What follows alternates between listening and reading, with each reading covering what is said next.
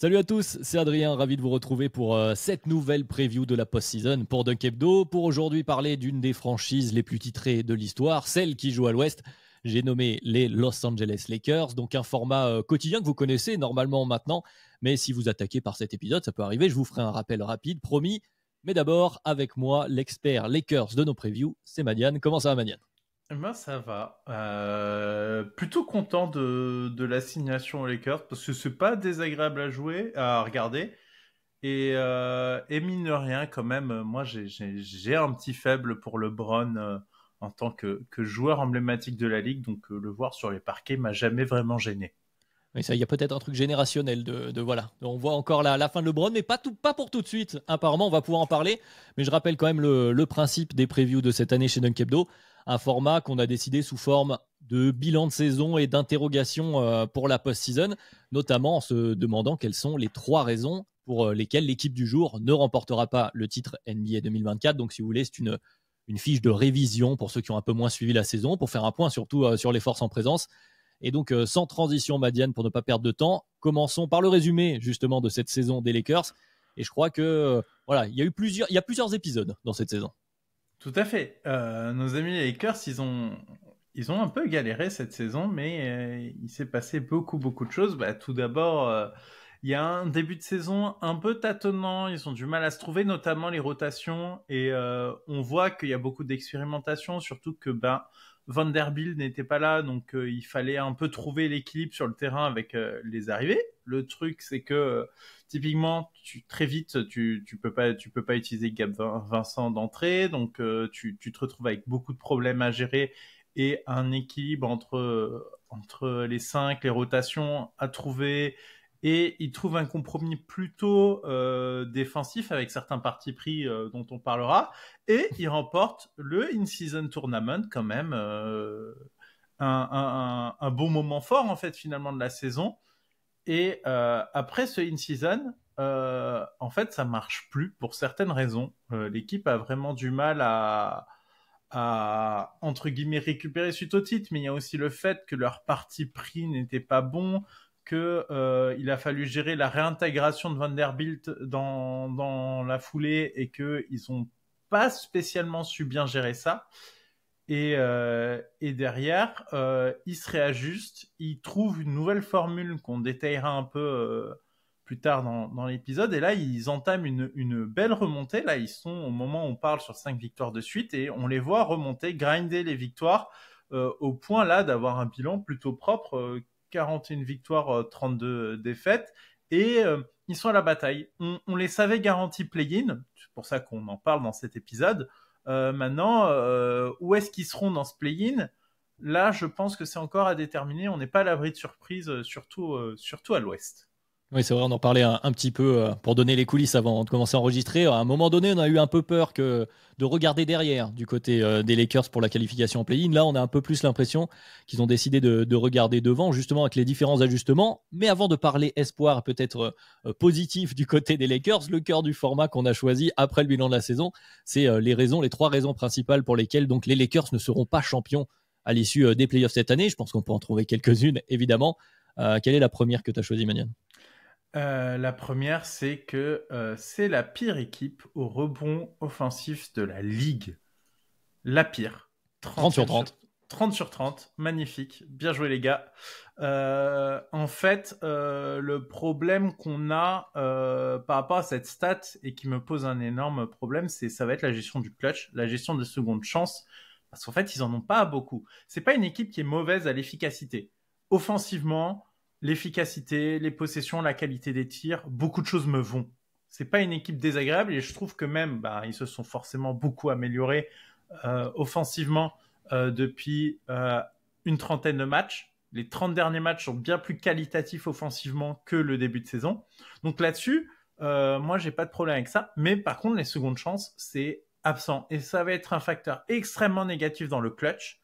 Et c'est quelque chose qui me gêne énormément pour une équipe qui va aborder les playoffs, d'arriver avec de tels différentiels de stats. Alors, cette stat, pour la comprendre, j'ai un peu regardé forcément comment ils jouent. Et ben oui, il y a personne en dessous du panier au moment de la plupart des prises de tir, parce qu'en fait, notre ami Anthony Davis, notamment, il est souvent à 3-4 mètres, il est très vite box out, et en fait, il ne peut pas accéder au rebond.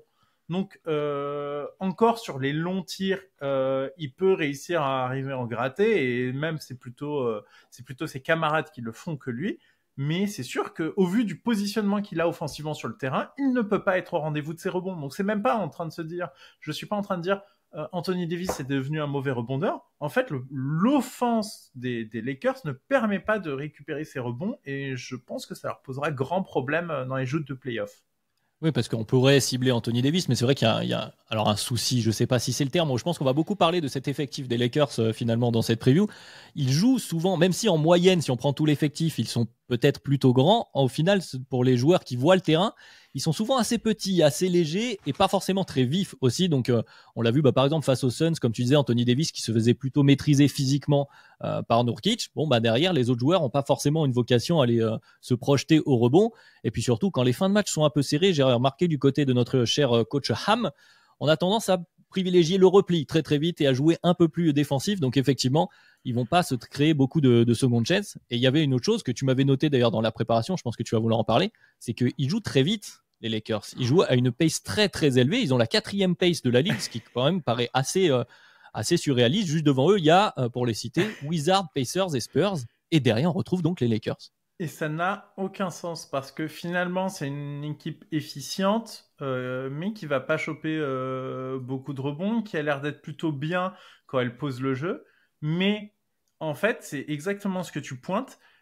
Comme ils savent qu'en transition, ils ont du mal, et notamment là, on voit que au fur et à mesure de la saison, entre les 30 premiers matchs et les 30 derniers, ils accordent beaucoup plus de transition.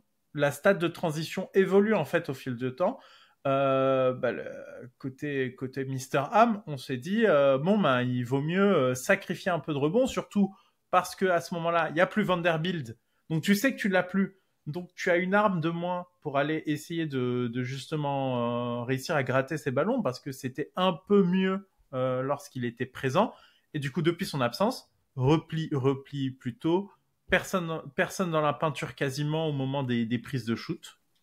Conséquence logique. Ouais, tu commençais à faire la transition, elle est parfaite vers le deuxième point, celle de la défense. Alors, il y a la défense en transition où effectivement, ils sont en difficulté, ils sont 25e à la fréquence, 19e au point par possession. Donc vraiment, ils subissent sur la transition et ils font d'autres choix. Et il y a un autre choix qui te pose problème, toi, Manian. Disons que c'est un choix que je comprends, mais le problème c'est qu'on voit que la défense décline.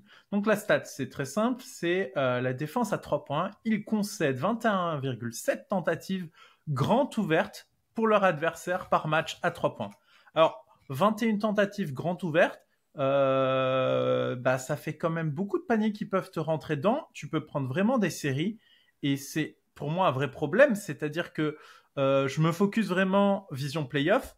Le rebond offensif, c'est gestion du clutch, gestion des secondes chances. Quand tu as moins de secondes chances, quand c'est serré dans le 4e quart-temps, c'est problématique. Là, le problème, c'est que tu fais ce parti pris défensif qu'on peut comprendre et qu'on va détailler, mais du coup, comme tu fais ce parti pris, tu peux prendre des marées de points et des camions de points extrêmement facilement. Et du coup, tu peux te retrouver dans des situations où dans le 3e quart, t'es déjà quasiment en dehors du match, où tu dois cravacher pour revenir, parce que si tu prends 3-4 tentatives à 3 points de suite que tu as laissé grande ouverte et qui rentrent, t'es très vite dans le mal et tu laisses cette opportunité à ton adversaire. Donc moi, c'est un point qui m'inquiète. C'est un point qui m'inquiète, mais comme dit, c'est un choix. C'est qu'ils ont choisi défensivement de dire on veut tout diriger pour que les attaquants adverses, s'ils attaquent la raquette et la peinture, tombent dans les bras d'Anthony Davis. Il dirige tout sur AD et dit vas-y, de toute façon t'es un énorme défenseur, tu vas nous réussir ça. C'est une bonne stratégie, parce que finalement à la peinture, du coup sur près du cercle, forcément les stats sont plutôt bonnes, mais du coup le parti pris de ça, c'est que tu laisses forcément énormément d'ouverture sur des tirs grands ouverts. en plus, quand on regarde ce qu'ils peuvent améliorer là-dessus, parce que je me suis dit, bon, il y a le parti pris, mais il y a des choses à améliorer, bah, c'est Anthony Davis lui-même qui le pointait. Ils sont pas quand même très bons sur les rotations, sur les shooters ouverts, et ils sont pas super disciplinés. Et ça, c'est vraiment un truc collectif que je peux leur reprocher et que je constate, c'est que, ok, t'as le parti pris, mais quand même, autant de tirs grand ouverts, tu peux faire le parti pris, mais du coup, faut bosser tes rotations. Et il faut pouvoir contester quand même un minimum ces tirs, et c'est pas le cas actuellement. Oui, c'est ça, parce que tu parlais un peu plus tôt de la baisse de la défense. Il y avait une identité défensive en début de saison quand même du côté des Lakers. Ils étaient sur les premiers matchs, je vais aller voir, sur les 32 premiers matchs, ils étaient 9e en defensive rating, 113.6, et ils avaient justement une distribution avec les équipes qui prenaient simplement, alors c'est pas très élevé, 65% de leurs tirs au cercle, et ils avaient une bonne défense. Sur les suivants, depuis, ils sont 20e en defensive rating, et c'est passé à 70% des tirs adverses qui sont au cercle. Donc le choix a été un peu moins accentué. Ils ont laissé plus de loisirs de panier simple, finalement, les pieds près du cercle. Et donc, forcément, ça a réduit l'efficacité de leur défense, même si, sur la globalité de la saison, ils restent très, très bons dans leur rim protection. Donc, il y a un choix à faire. Puis, il y a aussi eu, comme tu l'as dit, il y a eu des problématiques de personnel. C'est-à-dire que quand tu perds Jared Vanderbilt, ça change aussi la manière dont tu peux défendre. Oui. Et du coup, dans les stats, dans la première trentaine de matchs, ils concédaient seulement, 65% des tirs au cercle étaient des réussites, 41 au mid-range et 37 à 3 points. Donc, on était sur une défense convenable. À ce moment-là, ils étaient quasi top 10 de la ligue. Et le problème, c'est que là, sur le dernier cycle, ils sont la 4e pire défense derrière des clubs, des franchises comme Washington et Portland au cercle, où ils concèdent 70% des tirs. Alors, ok, c'est la 4e meilleure équipe à ne pas concéder des tirs au cercle. Ok. En fréquence. Mais il y a quand même 70% de réussite. Et ça, c'est un problème. Et en fait, cette stratégie de tout envoyer sur Anthony Davis, je pense que elle a quand même montré ses limites aussi au cercle. C'est-à-dire que tu fais le parti pris, t'encaisses là actuellement du coup sur les derniers 30 matchs, tu encaisses 38% de tirs derrière la ligne de réussite pour tes adversaires, mais en plus au cercle, tu te fais aussi torpiller. Et là, ça commence à devenir un peu plus gênant. Donc la question c'est, est-ce que c'est parce que en fait Davis est tout seul et qu'en plus il est pas tout le temps là et que quand il est pas là, t'as des problèmes parce que là c'est très très très très compliqué de défendre au cercle. Ou est-ce que c'est momentané, c'est un effet de statistique, mais entre la première partie de la saison et la deuxième partie de la saison, leur défense s'est extrêmement détériorée avec les mêmes choix et du personnel différent. Et je suis pas sûr que ces partis pris soient les bons aujourd'hui pour aborder ces playoffs. Et bah justement, parlons-en du personnel, puisque c'était le troisième point que tu voulais aborder. Les Lakers font partie de ces équipes avec des grosses têtes d'affiche, on va dire, avec un 5 majeur plutôt efficace. Du côté du banc, une fois qu'on entre dans les rotations, il y a plus de problématiques. Alors, il y a eu des histoires de blessures, je pense qu'on va pouvoir revenir. Il y a eu Jared Vanderbilt, pardon. Tu as cité aussi rapidement Gabe Vincent, qui était la grosse cible de l'été, qui devait venir combler certaines brèches. Bon, malheureusement, Gabe Vincent n'a joué que 5 petits matchs. Alors là, au moment d'enregistre, il est annoncé comme incertain. Il devrait revenir bientôt. Est-ce que ça va réussir à équilibrer tout ça? En tout cas, d'abord, il y a des soucis d'effectifs. Oui, des soucis d'effectifs parce que le scoring du banc, c'est le 26e offensive rating pour le banc. Et ils ont pris des volets face à des bancs, mais des volets pas des petites. Ils ont pris un 50-18 face aux Kings. Le banc des Lakers, ça a mangé ça. Donc c'est pas anodin et ça pose des soucis. Pourquoi est-ce qu'ils ont des soucis de banc? Bah, c'est très simple. Déjà, Anthony Davis et LeBron James ne peuvent pas jouer tous les deux 48 minutes. C'est impossible. Donc il faut trouver des solutions.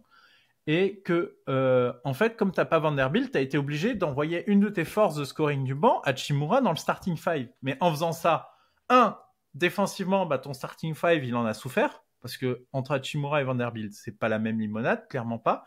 Mais en plus de ça, sur ton banc, finalement, il y a qui reste. Parce que Dilo, il fait plus de minutes avec le banc, il est avec les titulaires. Tu envoies très peu finalement LeBron 100% avec le banc. Reeves il joue avec les titulaires. Finalement, il y a qui sur le banc? Et finalement, leur dernier espoir, c'est Spencer Dinwiddie. On en est là. Ça y est, on cite le nom. Je cite le nom. Aujourd'hui, l'espoir des Lakers, c'est de se dire, on espère qu'il soit productif parce que sinon, actuellement, au vu des absences, il y a personne. Alors, ils vont récupérer Gabe Vincent. On espère que c'est pas une saison pour Vanderbilt. J'ai pas aussi évoqué son nom, mais Christian Wood non plus n'est pas là. Enfin, voilà, tu as perdu tellement d'options de scoring. Taurean Prince, c'est compliqué, donc il a beaucoup démarré. Là maintenant, il me paraît assez clair qu'il va plus jouer. Il a été rétrogradé dans la hiérarchie petit à petit au fur et à mesure de la saison. Exactement, il va plus jouer titulaire et tant mieux. Mais du coup, tu te retrouves avec beaucoup de problèmes. Cam Reddish, c'est pas un scoreur. En fait, t'as des solutions, mais t'en as aucune qui est vraiment plaisante. Et du coup, quand on regarde finalement les titulaires, ben forcément là, l'équilibre il est trouvé a priori, sauf retour de Vanderbilt en forme, ce sera LeBron James, Anthony Davis, D'Angelo Russell, Rui Hachimura, Austin Reeves. Donc cette line-up fonctionne, ça c'est la bonne nouvelle. Mais derrière, les minutes sans le banc, bah en fait, t'es obligé de faire jouer Anthony Davis évidemment, mais du coup tu fais jouer Russell parce que t'as besoin quand même un peu de playmaking et t'essayes de les mettre avec Prince et Hachimura. Et du coup, où tu fais une line-up Davis, Dinwiddie, Russell, Hachimura, Reeves, qui a aussi fonctionné pour reposer LeBron.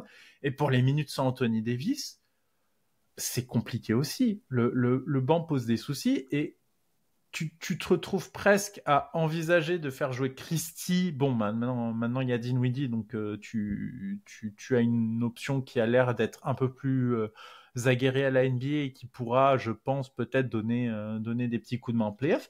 Mais sans Anthony Davis, il y a pas mal de line-up qui ont été essayés, il n'y en a aucune qui donne satisfaction. Donc tu comptes sur LeBron, mais tu essaies de faire jouer Hayes, mais ça tousse en fait, ça tousse parce qu'il te manque énormément de monde, donc faut espérer vraiment. Si t'as pas un retour en forme de Gabe Vincent, si t'as pas un retour de Vanderbilt, ça va être trop compliqué parce que le personnel il est présent mais il joue pas, donc tu te retrouves forcément avec des joueurs qui allaient pas forcément faire la rotation à devoir délivrer des minutes. Ouais, t'as dit beaucoup de choses, je vais pas paraphraser, mais déjà sur Anthony Davis aussi, il y a une chose à noter qui, moi, que j'ai noté, c'est à la fois un positif et un négatif, c'est qu'Anthony Davis, il est 7e au total de minutes jouées en NBA. C'est le 7e joueur qui a le plus joué. Donc, c'est plutôt positif si on prend le temps long en se disant, bon, bah, Anthony Davis est en forme et est capable de beaucoup jouer. C'est aussi un vrai risque. Et c'est aussi le témoignage, comme tu disais, du problème que tu as quand il est pas là. Et même si on prend en considération les retours, donc, mettons que Gabe Vincent et Jared Vanderbilt sont de retour. Alors, a priori, tu mettrais Vanderbilt dans le 5, ce qui pourrait t'aider d'ailleurs sur les rebonds. Il est meilleur rebondeur que Rui Hachimura, donc peut-être Hachimura sur le banc. Mais ton banc, il restera très petit. C'est-à-dire que qu'est-ce qu'on fait des rotations, sachant que tu as D'Angelo Russell, donc Spencer Dinwiddie. Fun fact d'ailleurs, il y a une line-up, la meilleure line-up offensive de NBA actuellement. Alors le sample est très petit, hein, on n'a que 117 possessions jouées, mais c'est avec Dinwiddie, donc Reeves, LeBron, Hachimura et AD.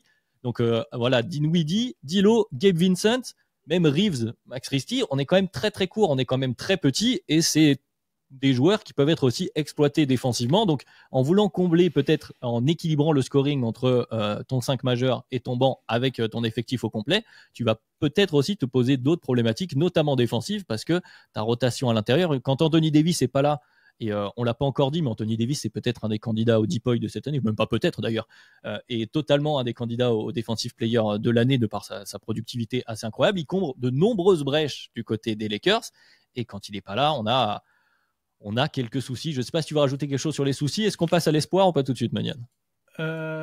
J'aimerais juste noter du coup une stat quand même sur les sur le début de saison.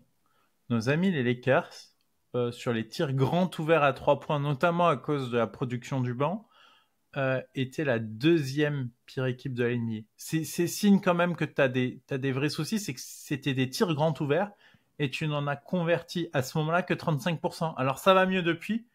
Presque bizarrement, les tirs sont moins ouverts, mais ils rentrent. Mais ça fait peur sur la puissance offensive qu'ils peuvent déployer.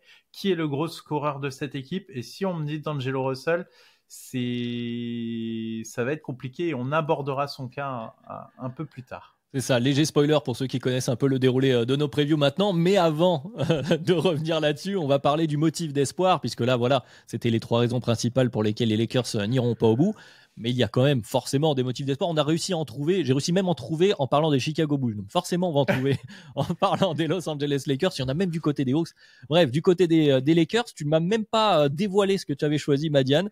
On est sur un mystère, donc je t'en prie, je t'écoute attentivement. Tu l'avais presque trouvé. 2017-2018, c'est la dernière fois qu'Anthony Davis a autant joué en NBA. Ah. Yeah. Et Anthony Davis est en rythme, Anthony Davis est en santé. J'ai pas parlé, par exemple, des stats classiques qui excluent une équipe de la course au playoff parce que c'est une équipe très moyenne finalement à l'offensive rating, defensive rating, parce qu'ils ont été d'abord bons en défense puis bons en attaque. Par contre, est-ce qu'ils peuvent avoir le meilleur joueur sur le terrain ? Oui. Et pour moi, ce joueur ne s'appellera pas LeBron James.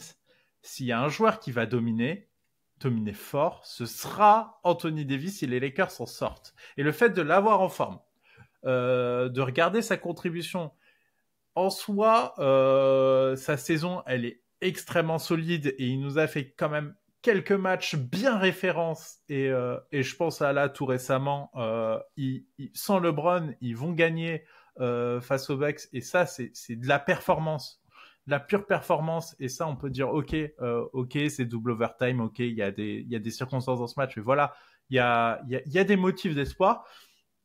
Le fait de me dire Anthony Davis, bon, il a loupé le dernier match, mais a été plutôt épargné cette saison, a joué un certain nombre de matchs et en rythme, revient pas juste blessé avant les playoffs comme il a pu faire quelques fois, c'est le motif d'espoir de se dire Anthony Davis peut arriver dans un match et dominer. Je prends un exemple, play-in, Warriors, Anthony Davis. Alors ok, Curry peut prendre feu, mais ils font comment ? Si Anthony Davis est en forme, si Anthony Davis est dominant, il peut à la fois être le meilleur défenseur sur le terrain et potentiellement le deuxième meilleur attaquant de son équipe. Et ça c'est le motif d'espoir. Il faut que les deux grands bonhommes, Anthony Davis et LeBron, soient au top. LeBron, j'ai plus de doutes, mais la bonne nouvelle, c'est qu'Anthony Davis, il a fait ses matchs cette saison, et tu l'as bien noté, c'est un des joueurs qui a le plus joué cette saison. C'est à double tranchant. Faut pas qu'il se pète avant, il a commencé à se péter, là on croise les doigts, mais une saison comme ça, on l'a pas vu depuis maintenant 7 ans. Et ça, c'est extrêmement intéressant de se dire qu'il a joué autant. Ouais, et puis ils l'ont dit, je crois que c'est LeBron qui a déclaré ça il y a pas longtemps en interview, je l'ai plus dans mes notes, mais je l'ai vu passer, qu'ils allaient décider de privilégier la santé au seeding, maintenant que c'est un peu plus tranquille, entre guillemets, du côté de la qualification pour le play-in, même si, comme tu l'as dit, cette théorie du tant attendu du passage de témoin, en fait, tout simplement, ce qui était prévu, en fait, c'était ça, le plan des Lakers à la base, c'était que LeBron James vieillissant, Anthony Davis prenne le lead et devienne donc la figure de proue, ton fameux franchise player, si on utilise encore ce terme. Bon, défensivement, il n'y a pas photo. Là, vraiment, on est sur une production, hein, tu as dit, cette année, il est vraiment extraordinaire. Offensivement, bon, on est toujours quand même, il y a encore quelques doutes autour d'Anthony Davis, le fait qu'il soit un peu talent dépendant, mais il se passe d'autres choses autour. Donc c'est vrai que peut-être qu'on peut coupler l'espoir avec le joueur clé maintenant que tu l'as cité, parce que ça va aller avec, forcément. Je pense qu'il fait partie des espoirs, notamment puisque sur les derniers matchs, et même depuis le début de 2024, c'est vraiment un des plus scoreurs à 3 points les plus prolifiques de la ligue. C'est même le 3e derrière Curry et DiVincenzo, si vous voulez tout savoir depuis le début 2024. Cet homme-là, il s'appelle D'Angelo Russell. Tu as décidé d'en faire le joueur clé hors-star. Hein, donc, pour rappeler, pour ceux qui nous découvrent sur cet épisode, hors-star, qui sera le joueur clé de la campagne des playoffs. Donc, Anthony Davis, bien sûr, mais D'Angelo Russell, Madiane. D'Angelo Russell, mais en fait, c'est pas que positif. En fait, oui. La production de D'Angelo Russell renoue aussi avec la série de victoires des Lakers. Le truc, c'est qu'ils ont joué les Nuggets. J'ai vu ce qui s'est passé. Et devinez qui a pas vu le terrain à un certain moment.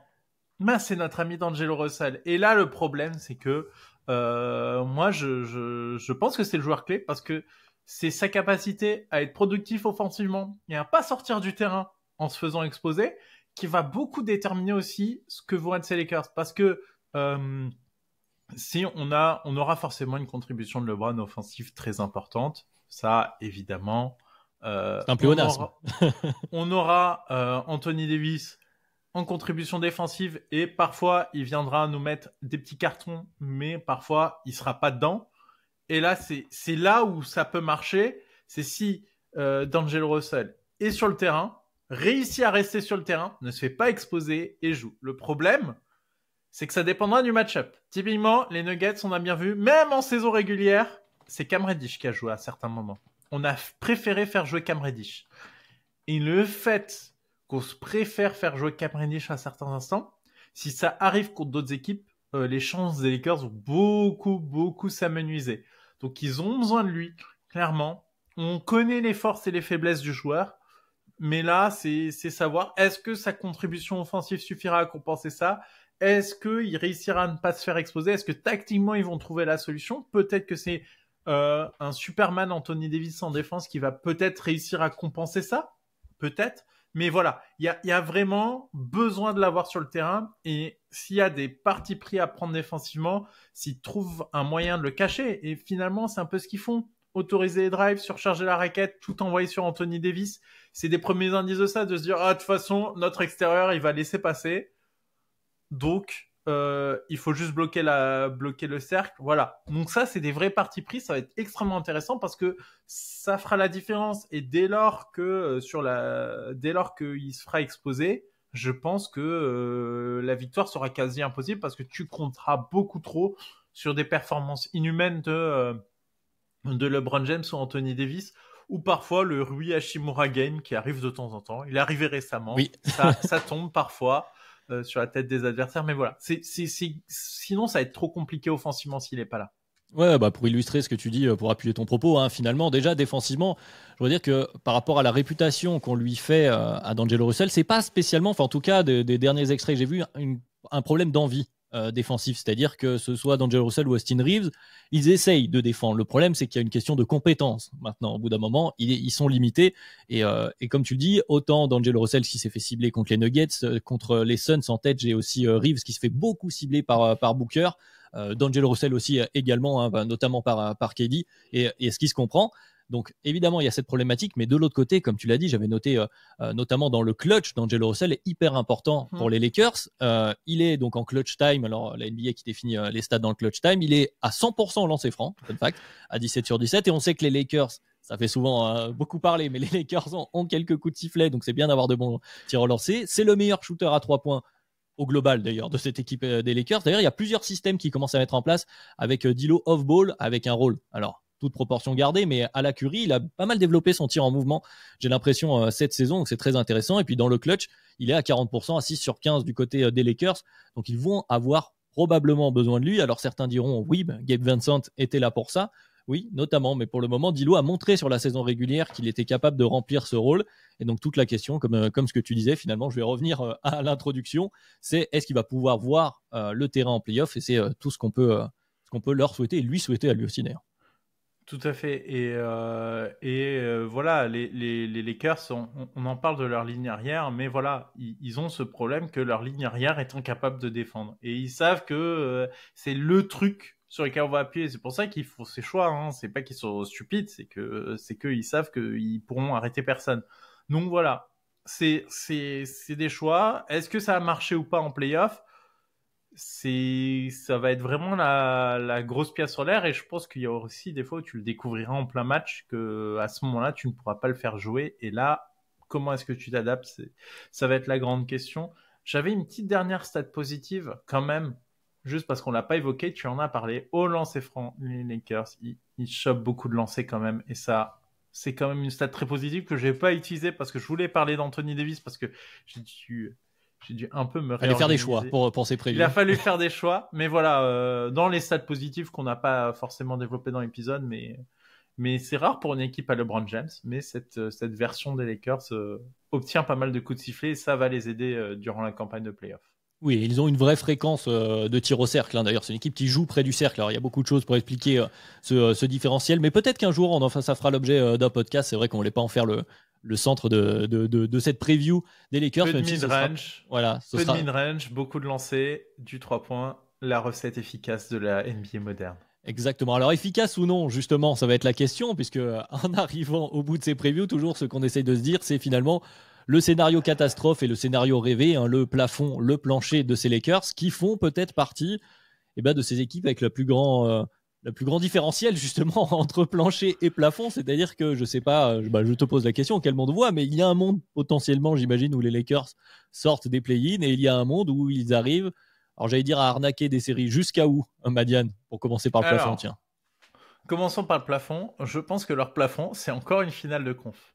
Parce que, aussi fou que ça puisse paraître, au vu de leur seeding, au vu de la saison, etc., il y a quand même une évolution positive sur cette fin de saison. Ils vont quand même récupérer des gens. Et si on se concentre un peu plus sur ce qui monte depuis 30 matchs, c'est une top attaque. C'est une top attaque de la ligue.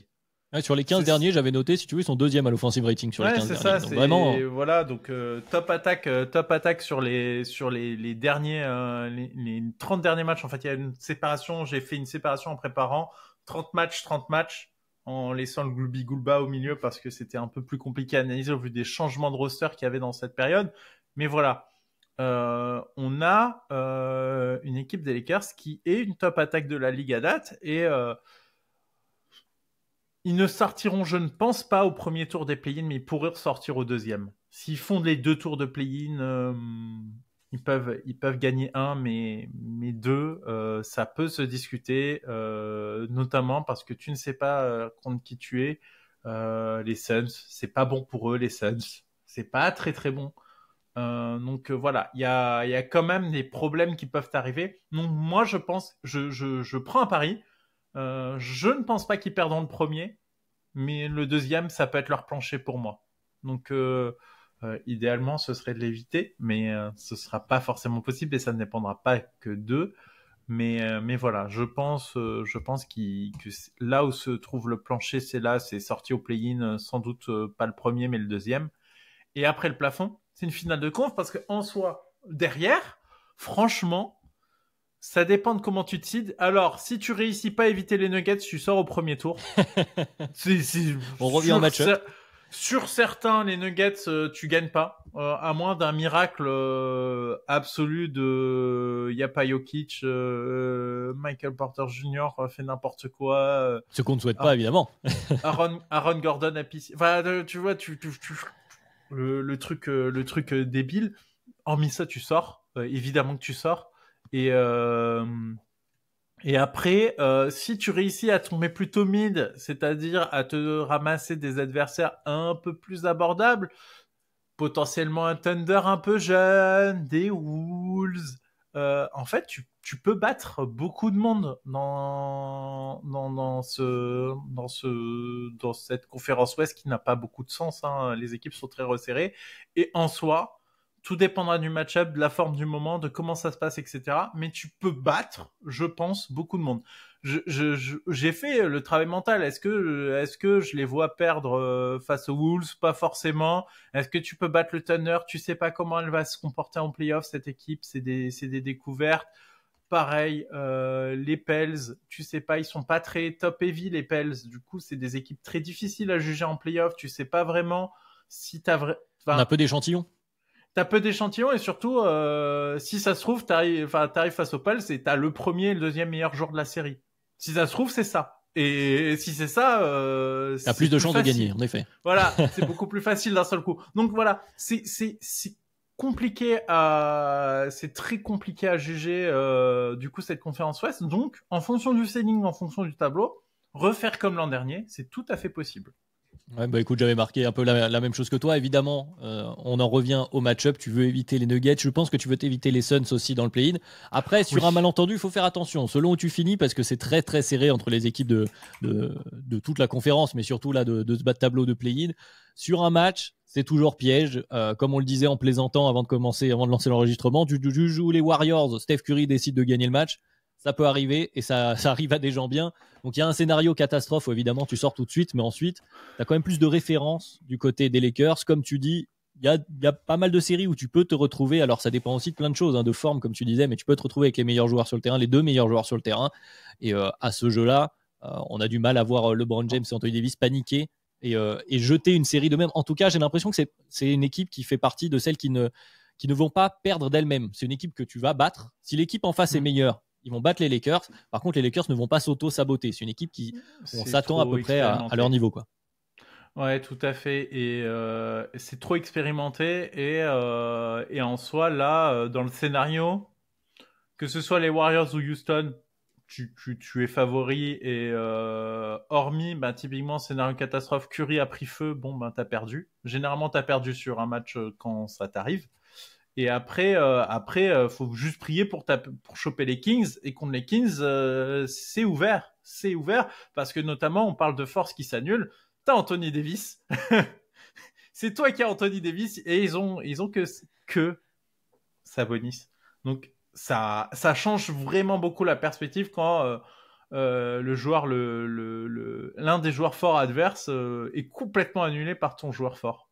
Ah, voilà, ça fait une belle note d'espoir, voilà, pour finir plutôt sur du positif, même si le sujet central, c'était les raisons qui sont plutôt négatives quoi, de cette campagne à venir des Lakers. Mais c'est mieux de finir sur une note positive. En plus, on est à un peu plus de la demi-heure, on sera à peu près dans les temps, donc tout va bien. Merci beaucoup, Madiane, expert Lakers, donc pour cette preview, les previews qui continuent quotidiennement chez Dunk Hebdo pendant une vingtaine de jours. Donc merci de nous avoir écoutés une nouvelle fois. Merci, Madiane, et ben à demain.